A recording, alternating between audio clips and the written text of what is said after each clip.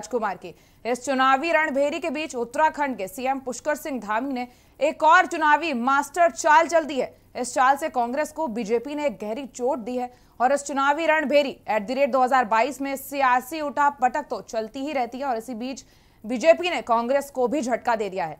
पुरोला से कांग्रेस विधायक राजकुमार अब भाजपा के राजकुमार हो गए हैं। राजनीतिक दलों के लिए सत्ता हासिल करना मानो आसमान में चमकते तारे गिनने जितना कठिन है, इसलिए सभी राजनीतिक दल अब सिंहासन पर बैठने के लिए सेंधमारी की भी चाल चल रहे हैं। आज इसी पर हम चर्चा करेंगे, लेकिन उससे पहले देखिए एक खास रिपोर्ट।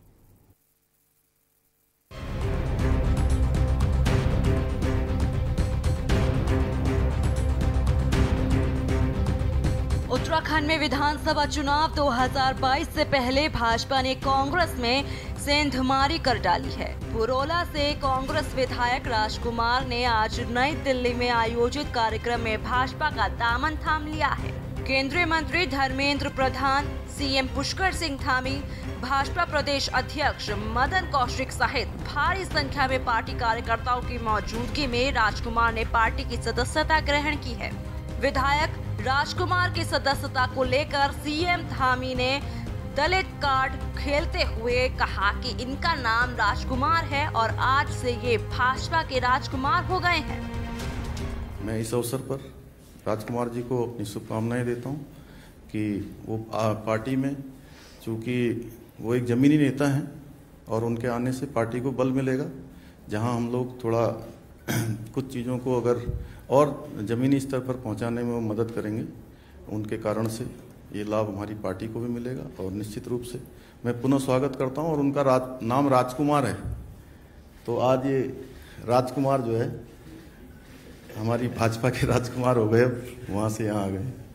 बहुत बहुत शुभकामनाएं। राजकुमार 2007 में सहसपुर सीट से भाजपा के टिकट पर विधायक बने थे। 2012 में निर्दलीय चुनाव लड़े, लेकिन उनको हार का मुंह देखना पड़ा था। इस चुनाव में भाजपा प्रत्याशी मालचंद ने राजकुमार को हराया था और वह दूसरे नंबर पर रहे थे। लेकिन 2017 में हुए विधानसभा चुनाव में राजकुमार कांग्रेस के टिकट पर पुरोला सीट से चुनाव जीतकर विधानसभा पहुंचे थे। दिल्ली में आज कांग्रेस एमएलए में पुष्कर सिंह धामी की मौजूदगी में बीजेपी ज्वाइन की है।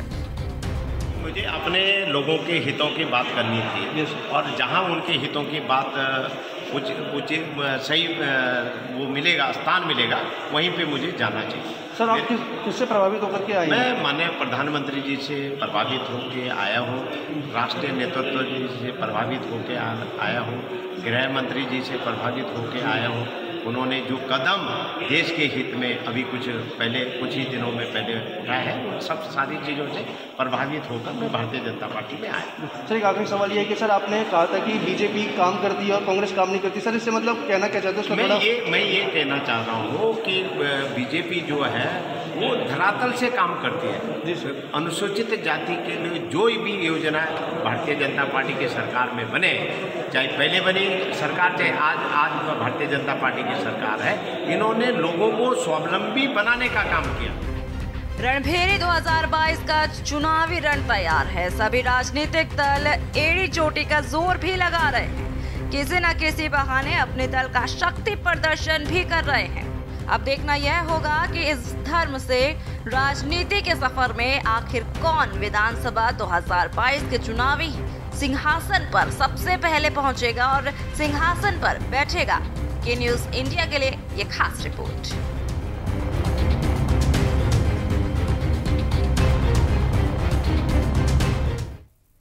और हम बात कर रहे थे भाजपा के राजकुमार की, और इसी पर और चर्चा के लिए हमारे साथ अलग अलग शहरों से हमारे संवाददाता जुड़ चुके हैं। अमित दुबे हमारे साथ है, रेजिडेंट एडिटर दिल्ली से, और हमारे साथ हैं अशोक कुमार, संवाददाता देहरादून से। और इसी पर हम आगे चर्चा बढ़ाएंगे। अमित, कल एक ब्रेकिंग हमने रिलीज करी थी, बताया था, आपसे कहा भी था कि नजर बनाए रखिएगा। कल जो है धामी आने वाले थे 10 बजे, और आज अचानक से इतना बड़ा परिवर्तन सामने आया है। बिल्कुल, देखिए, अगर सूत्रों के माने तो काफी दिनों से जी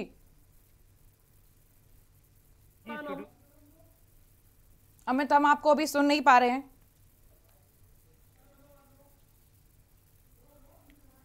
अमित, कल आपने जो इस खबर पर नजर बनाए रखी थी, आपने पकड़ बनाए रखी थी, अब आपके पास क्या कुछ अपडेट आया है?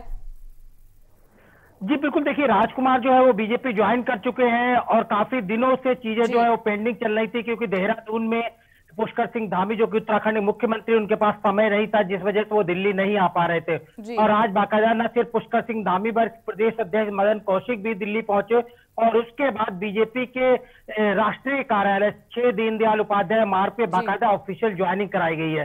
जाहिर तौर पर बीजेपी मजबूत हो रही है। राजकुमार सिंह से जब हमारी बात हो रही तो उनका साफ तौर कहना था कि बीजेपी जमीनी एजेंडे पे काम कर रही है और कहीं ना कहीं नरेंद्र मोदी की नीतियों से प्रभावित है।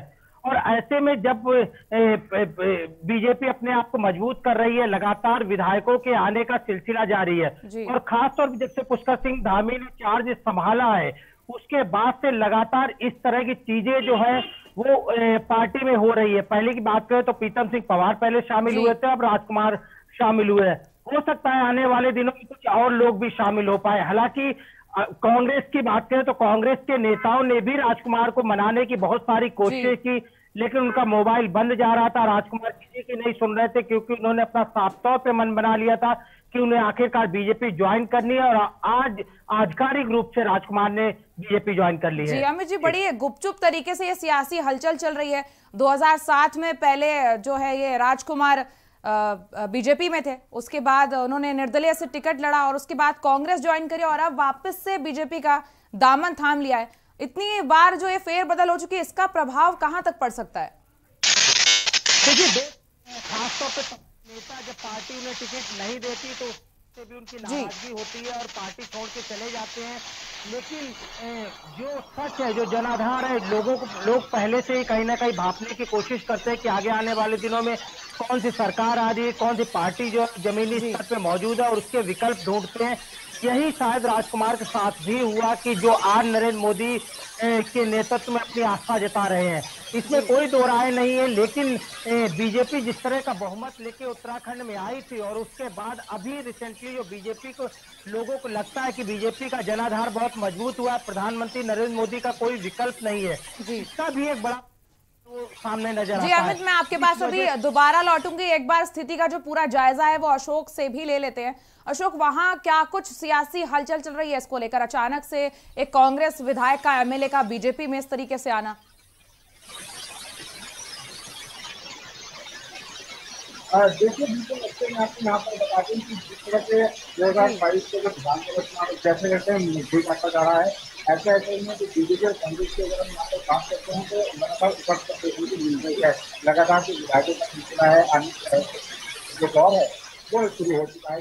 ये जैसे कि आप जानते हैं कि अभी हाल ही में निर्दलीय विधायक प्रीतम सिंह पवार ने बीजेपी का दामन थामा है, तो अब कांग्रेस विधायक राजकुमार ने भी बीजेपी का दामन थाम लिया है। और खासतौर पर जिस तरह से उनका कहना है कि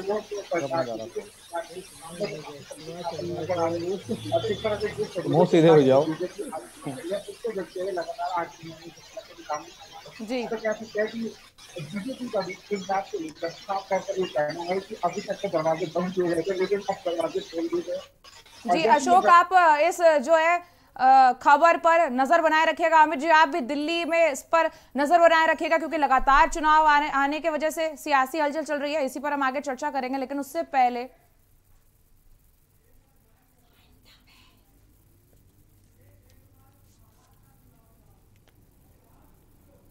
और लेंगे एक छोटा सा ब्रेक। बने रहिएगा हमारे साथ।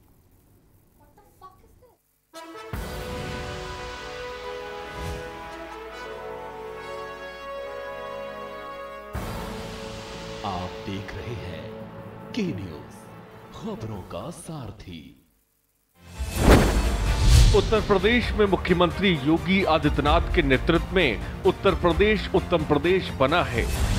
सरकार के मजबूत इरादे और विकास की दूरदर्शिता से हर प्रदेशवासी का हर सपना साकार हो रहा है। चाहे गरीब हो या किसान, मजदूर हो या महिला नौजवान, हर तबके को उसका हक मिल रहा है। प्रधानमंत्री स्वनिधि योजना के तहत रेहड़ी लगाने वालों को 10,000 रुपए का लोन का लाभ दिया। पीएम स्वनिधि योजना का लाभ पहुंचाने में भी यूपी आज नंबर 1 है पूरे देश में। किसानों की आय दोगुनी करने के लिए 885 ब्लॉक में किसान कल्याण मिशन योजना का लाभ दिया। हर घर नल योजना से 30,000 ग्राम पंचायतों में शुद्ध पेयजल की योजना को क्रियान्वित किया। भयमुक्त प्रदेश के लिए अपराधियों के खिलाफ गैंगस्टर अधिनियम के तहत कार्रवाई कर 15 अरब 74 करोड़ रुपए से अधिक की अवैध संपत्तियों का जब्तीकरण किया। प्रदेश में महिलाओं की सुरक्षा सम्मान के लिए मिशन शक्ति 3.0 की शुरुआत की गई है। प्रदेश वासियों को योजनाओं का लाभ देने में यूपी सरकार जी जान से जुटी है। शहर से गांव तक और सक्षम से गरीब तक को यूपी सरकार ने अपनी योजनाओं का लाभ दिया है। योगी सरकार में स्वर्णिम यूपी का सपना पूरा हो रहा है। योगी सरकार, सपने साकार। जुबान के लिए उड़ चला गैरों की ज़मीं पर, खुशबू अपनेपन की ढूंढता। दूर कितना भी जा, इस जुबान से दूर ना जा पाओगे। विमल, बोलो जुबान केसरी।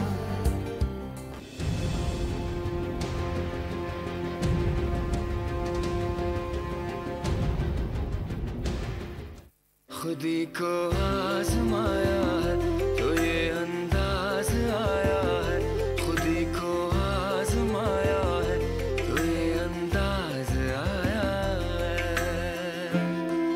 तुम में भी मैं हूं, शुद्ध प्लस पान मसाला। आप देख रहे हैं के न्यूज, खबरों का सारथी। ब्रेक के बाद आपका स्वागत है और अब हम बात करेंगे महाराज के चुनावी दांव पर। उत्तर प्रदेश विधानसभा चुनाव 2022 को लेकर भाजपा जोरों शोरों से तैयारी कर रही है। योगी सरकार प्रदेश में जनता को रिझाने के पूर्ण रूप से प्रयास कर रहे हैं। इस कड़ी में सीएम योगी प्रदेश के हर जिले का ताबड़तोड़ दौरा कर रहे हैं और इस बीच सीएम योगी रविवार को संत कबीर नगर पहुंचे, जहां उन्होंने करोड़ों की परियोजनाओं का शिलान्यास किया और साथ साथ नए कारागार का लोकार्पण भी किया। इस दौरान सीएम ने कहा कि 20 साल तक उपेक्षित रहा है संत कबीर नगर। आज एक साथ यहां पर लगभग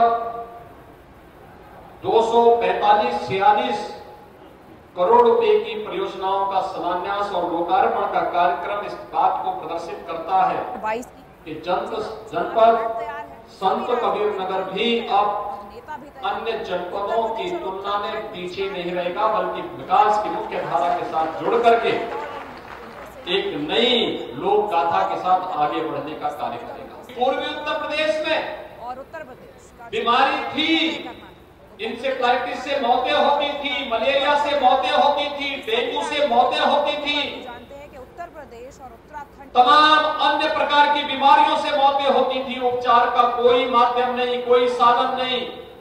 अकेले गोरखपुर में बीआरडी मेडिकल कॉलेज एक जर्जर मेडिकल कॉलेज बन करके रह गया था। यहाँ के लोगों के लिए उपचार के लिए लखनऊ, दिल्ली, मुंबई जाने के लिए मजबूर होना पड़ता था। आज आप देख रहे होंगे लगभग हर जिले में एक नया मेडिकल कॉलेज बनाने की स्थिति में सरकार है। हर ग्रह के रूप में से आगे बढ़ाने का कार्य करेंगे। लोगों को एक बार सुधरने का अवसर भी देंगे, क्योंकि सभी दलों को सिर्फ लेकिन जेलें दलों की सेनाएं अपराध के गढ़ नहीं बनने चाहिए, ये भी सुनिश्चित करने का कार्य किया गया है। अपराधियों के लिए मौज मस्ती का केंद्र नहीं बनना चाहिए, इस सरकार ने सुनिश्चित किया है और आज जेल के रूप में कार्य कर रही है। आज एक साथ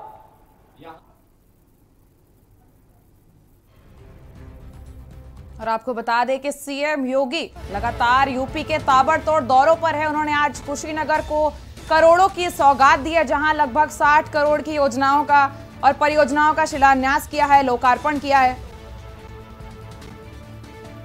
और उन्होंने वहां से कुशीनगर से देश की जनता को भी संबोधित किया।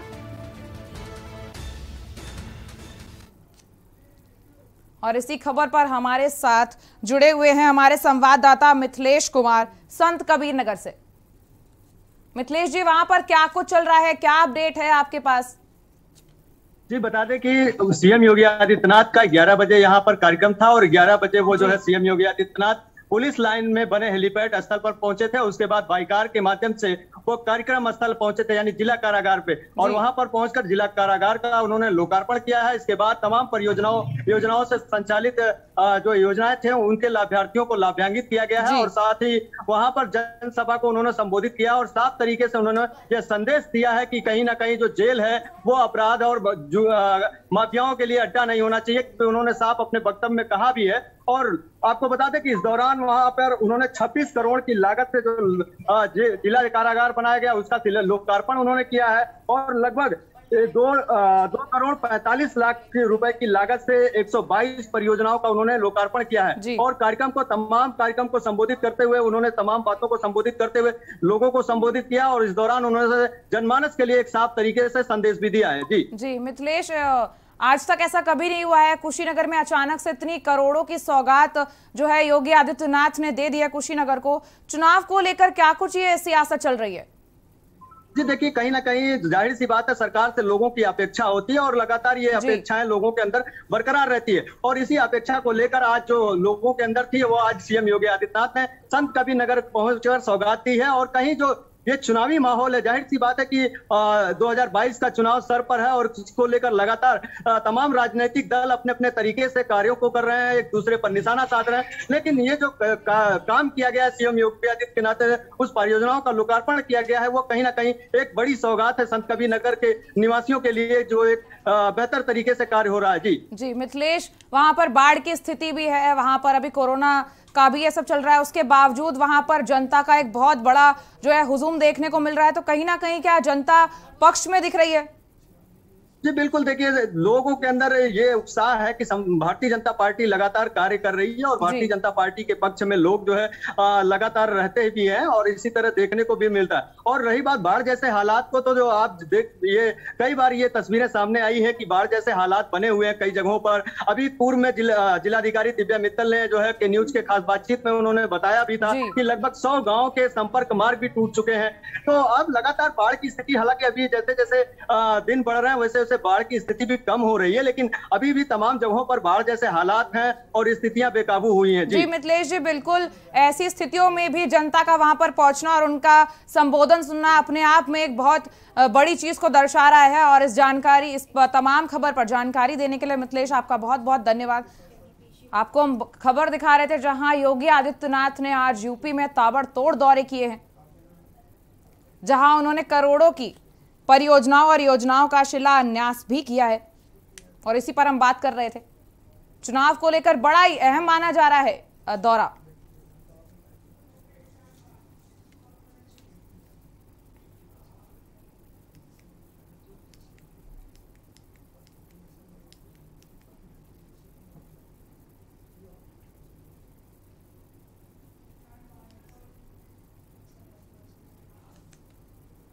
और अब हम बात करेंगे राम भक्त की शरण में प्रियंका पर। जी हां, यूपी की राजधानी लखनऊ में 2 दिन का समय बिताने के बाद कांग्रेस महासचिव प्रियंका गांधी आज अपनी मां के संसदीय क्षेत्र रायबरेली के दौरे पर हैं। रायबरेली जिले में बॉर्डर पर प्रवेश करते ही प्रियंका गांधी ने सबसे पहले चोरवा स्थित हनुमान मंदिर पर अपना मत्था टेका और पूजा अर्चना भी किया और मंदिर के पुजारी से आशीर्वाद भी लिया। साल 2017 के चुनावों की अपेक्षा 2022 का चुनाव रायबरेली में खासा चुनौतीपूर्ण नजर आ रहा है, जिसको मजबूत बनाने की तैयारी में इस समय कांग्रेस अपनी पूरी कोशिश के साथ जुटी हुई है।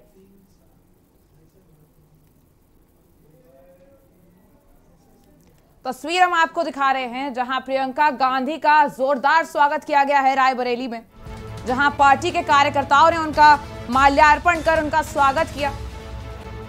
प्रियंका गांधी आज रायबरेली के दौरे पर है और रायबरेली पहुंचते ही अपने स्वागत होने के बाद उन्होंने सीधे जाकर मंदिर में मत्था टेका और मत्था टेकने के बाद वहां के पुजारी से आशीर्वाद भी लिया। आपको बता दें कि रायबरेली सोनिया गांधी का संसदीय क्षेत्र है, जहां पर आज प्रियंका गांधी पहुंची हैं, जहां उन्होंने हनुमान जी के मंदिर में आशीर्वाद भी लिया। उत्तर प्रदेश में इस समय सियासत को लेकर काफी हलचल मची हुई है, ताबड़तोड़ दौरे हो रहे हैं, कभी बीजेपी दौरे कर रही है, कभी कांग्रेस दौरे कर रही है, आम आदमी पार्टी ने भी अपना मोर्चा खोल दिया है। और इसी के चलते प्रियंका गांधी आज रायबरेली के दौरे पर हैं।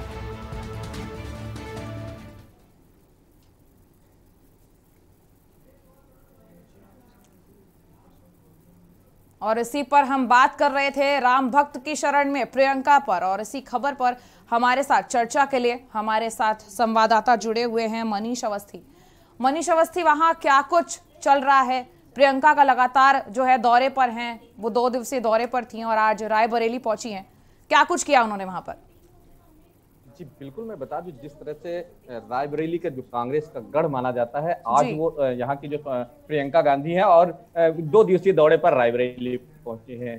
लेकिन उनके सबसे पहले पहुंचने से पहले ही बॉर्डर पर बने जो चुरुआ मंदिर है वहां पर उन्होंने हनुमान जी के दर्शन किए और वहां पर जो पुजारी है उनका आशीर्वाद भी लिया। लेकिन उसी के साथ वहां से चलने के बाद इनके गली रास्तों में कई जगह इनका जो है इनके कार्यकर्ताओं ने फूल माला पहनाकर इनका स्वागत भी किया।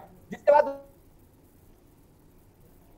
उसके बाद यहाँ पर उनके जो कार्यकर्ता हैं, जो उनके सदस्य हैं, उनके साथ उन्होंने बैठक भी की। लेकिन अगर बात करें भोईमा गेस्ट हाउस की, तो यहाँ पर जो है मीडिया के एंट्री पर बैन कर दिया गया है, इनको अंदर नहीं जाने दिया जा रहा है। लेकिन बाहर सारे मीडिया के बंधु लोग हैं, और लेकिन जो लोग इनके कार्यकर्ता हैं, वो जो लोग बाहर निकल के आ रहे हैं, जब उनसे पूछा जा रहा है तो उन्होंने सिर्फ यही बताया कि 2022 का आने वाले जो चुनाव है विधानसभा का, उस पर उन्होंने चर्चाएं की है। उस पर 2022 में चुनाव कैसे होंगे, इस बात को लेकर उन्होंने काफी चर्चा की है। अब इसके बाद अब यो प्रियंका जो गांधी हैं, वो अब इसके बाद क्या करेंगी, अभी तक इसका कोई भी यहाँ पर रिपोर्ट किसी को नहीं मिली है। फिलहाल सारे मीडिया के बंधु यहीं पे लगे हुए हैं, लेकिन कहीं ना कहीं रायबरेली की जो राजनीतिक का पारा है वो कहीं ना कहीं चढ़ता जरूर नजर आ रहा है। कई सालों क्या, लगभग हमको लग रहा है कि 2 सालों के बाद प्रियंका गांधी रायबरेली पहुंची हैं और सीधे भुवनेश्वर गेस्ट हाउस चली गए हैं।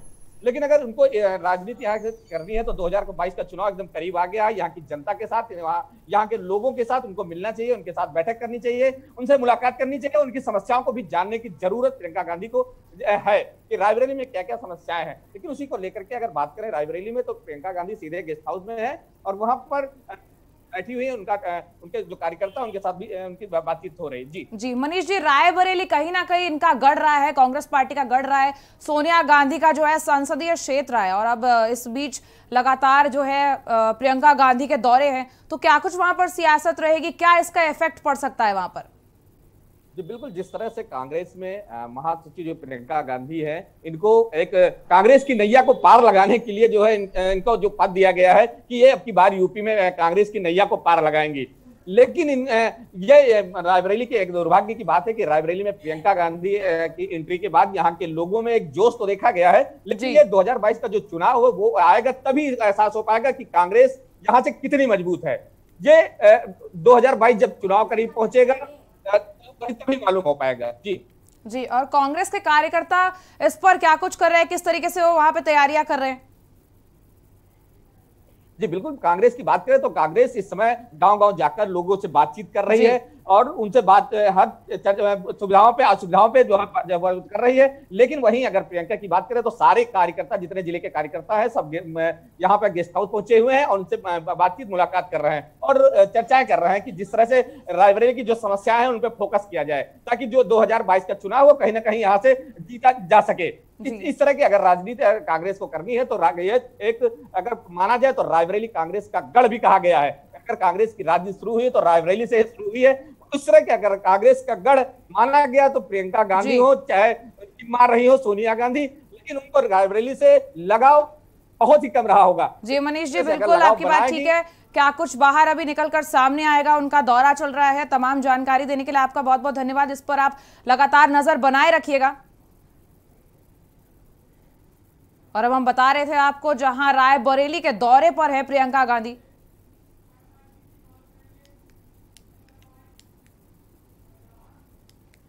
और पुरोला से कांग्रेस विधायक राजकुमार ने आज नई दिल्ली में आयोजित कार्यक्रम में भाजपा का दामन थाम लिया, जिसको लेकर कांग्रेस प्रदेश अध्यक्ष गणेश गोदियाल ने क्या कुछ कहा है, आइए आपको सुनाते हैं। और साथ ही पुरोला विधायक राजकुमार के पैतृक निवास यमुना घाटी के नौगांव विकास खंड के धारी गांव से अनिल रावत की पीटीसी भी आपको दिखाते हैं। युवा है और आज इतने सारे युवा जो कांग्रेस में रायपुर विधानसभा से शामिल हुए हैं, इतने सारे युवा शामिल हुए कि इस बात पर मोहर लग गई है कि वास्तव में कांग्रेस युवा है। मैं इन सभी युवा साथियों का तहे दिल से धन्यवाद ज्ञापित करता हूं और उनका स्वागत करता हूं पार्टी में। और जिस पार्टी के एक विधानसभा क्षेत्र में इतने एक साथ युवा हों, पूर्व में भी थे, पहले से भी हमारी पार्टी में युवा थे, और एक साथ इतने युवा साथियों का जहां आगमन हुआ हो, पार्टी में शामिल हुए हों, वो विधानसभा आप मान सकते हैं कि कांग्रेस पार्टी के पक्ष में कितनी मजबूती के साथ खड़ी है। अभी मैं यहाँ प्रोला विधानसभा के उस जगह खड़ा हूँ जहाँ पे विधायक जो राजकुमार हैं प्रोला विधानसभा से जो बिलोंग करते हैं, आज उन्होंने भाजपा का दामन थामा है। दिल्ली के अंदर उन्होंने जो आज जो है राष्ट्रीय नेतृत्व के साथ जो है और पुष्कर धामी के साथ जो है उन्होंने आज भाजपा ज्वाइन की है। दोबारा से कह सकते हैं, पहले भी वो भाजपा में रह चुके हैं, लेकिन कहीं ना कहीं जो है भाजपा ने पिछले विधानसभा में उनको भाजपा का टिकट न देकर उन्होंने जो है कहीं ना कहीं उनकी नाराज़गी भी जाहिर हुई और उन्होंने जो अपना जो है पाला बिल्कुल कांग्रेस पार्टी में बदला है। और अब 2022 की बात करें, पुष्कर सिंह धामी बिल्कुल युवा चेहरा हैं, और विधायक राजकुमार की बात करें वो भी एक युवा चेहरा है, पहले भी जो है बीजेपी पार्टी में रहे हुए हैं। बिल्कुल पुष्कर सिंह धामी एक युवा मुख्यमंत्री है और बिल्कुल जो है उनके साथ जो है लगातार जो कांग्रेस पार्टी के हो या अन्य निर्दलीय की बात करें, अन्य जो है तमाम जो कई विधायक जो हैं उनके संपर्क में हैं। कहीं ना कहीं 2022 में जो है पुष्कर सिंह धामी जो है पूर्ण बहुमत में जो है भाजपा की सरकार लाने के फुल मूड में है। और इसी खबर पर आगे की जानकारी के लिए हमारे संवाददाता अनिल रावत हमारे साथ जुड़ चुके हैं उत्तरकाशी से। अनिल, क्या कुछ वहां पर चल रहा है, क्या बयान दिया है गणेश गोदियाल ने?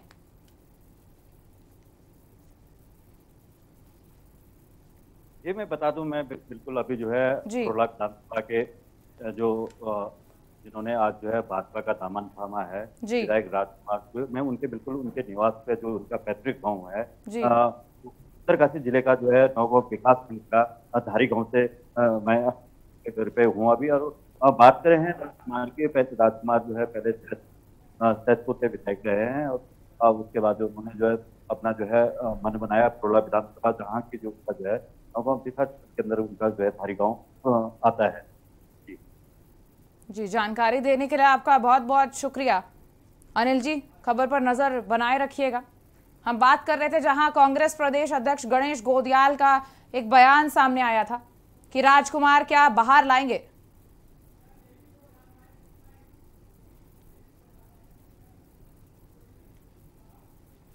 और रणभेरी 2022 में इतना ही। आगे की खबरें के न्यूज़ इंडिया के साथ जारी रहेंगी। नमस्कार।